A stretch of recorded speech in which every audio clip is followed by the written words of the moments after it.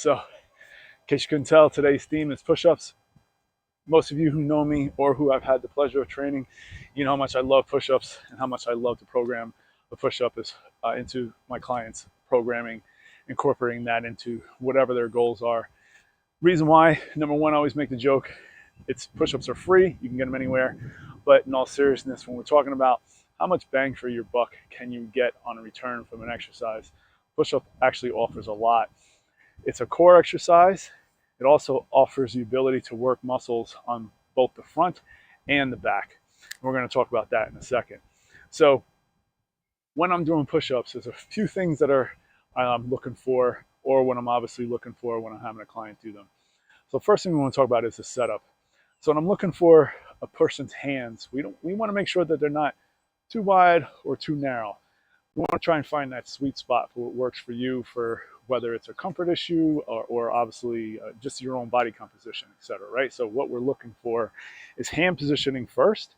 So I want to make sure that I'm getting my hand to where the inside of my hand and my thumb is underneath my shoulder, and then the rest of my hand just comes slightly outside my shoulder. So again, I'm not too wide, I'm not too narrow.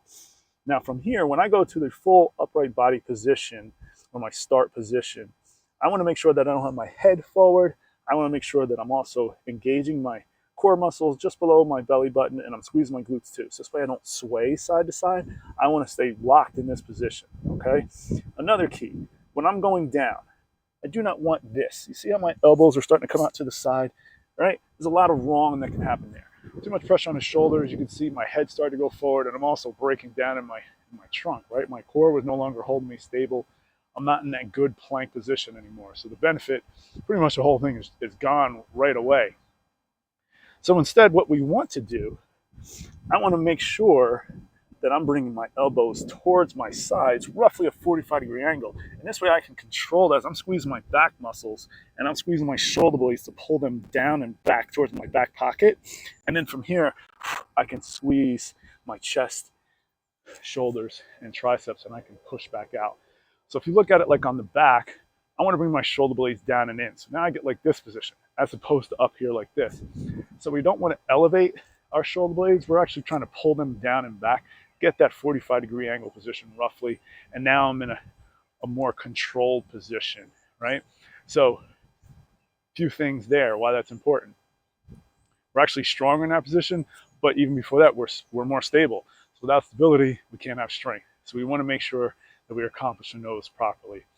You also notice there too, when we talk about the core, I want to make sure I don't get that dip, okay? Because again, a lot of stress on the lumbar, and I'm also not engaging my core muscles. I'm not getting the benefit of what I was trying to do in the first place, which was make this a core exercise as well. Lastly, I want to engage those glutes because the glutes on the back help with keeping the trunk in a nice stable position when we're talking about what we call a neutral spine. So if I can keep that plank from top to bottom and all the way through relatively straight, all the benefits that I'm looking for are going to actually come to fruition. Now, if you cannot start in the full up position of the plank, you start in what we call a modified position, which is fine. Okay, and we want to then be on our knees. Hey, we want to have our feet up, but the same rules are still going to apply. I don't want to be too wide. I don't want to be too narrow. I don't want that flaring out. I don't want my head forward. So I'm going to squeeze my head back. I don't want to arch, so I'm going to squeeze my glutes. I'm going to squeeze my abs. And now I'm in a strong position here again. I'm stable. And I'm going to squeeze my shoulder blades down and back like we worked on. And then I'm going to breathe out and press back up. Okay? So when we're talking about the push-up, all right, we want to breathe in through our nose when we're going down.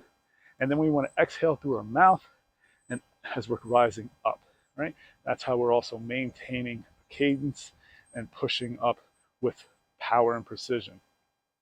Lastly, all right, push-ups, as much as they're fun for me, and it's like I said, it's one of my favorite exercises and one of the things to program, I've also made push-ups into a daily challenge. So my challenge to all of you, which this is even for myself, all right, 100 push-ups a day gets you into what we call the Silver Club, all right? 200 push-ups a day gets you into the Gold Club. 500 push-ups a day, now you're in the Platinum Club, all right?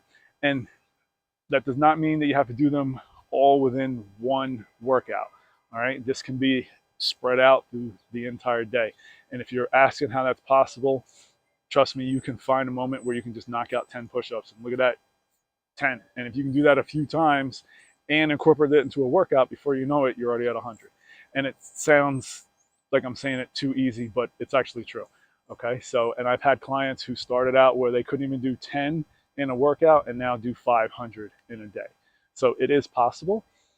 When you are doing these, you're going to see tremendous gains in strength, posture, things you didn't even think about when you were talking about a push-up. Okay, so there are so many benefits to doing the push-ups, and again, it's simple in a sense of space. You don't need a lot of space. You really don't need a lot of equipment. Even though I've used multiple pieces of equipment somehow to make push-ups more challenging, like a medicine ball, or doing them with a TRX, or doing them with one hand on something, or raising it. I've done them multiple different ways. But at the end of the day, the basic push-up is still one of the best exercises you can do. I actually wrote an article on it. It's called Why the Push-Up is Still King, because overall, there aren't too many exercises that are better than it. So that's my challenge to you: 100 a day, 200 a day, 500 a day. I look forward to seeing your push-ups, and let's get strong together.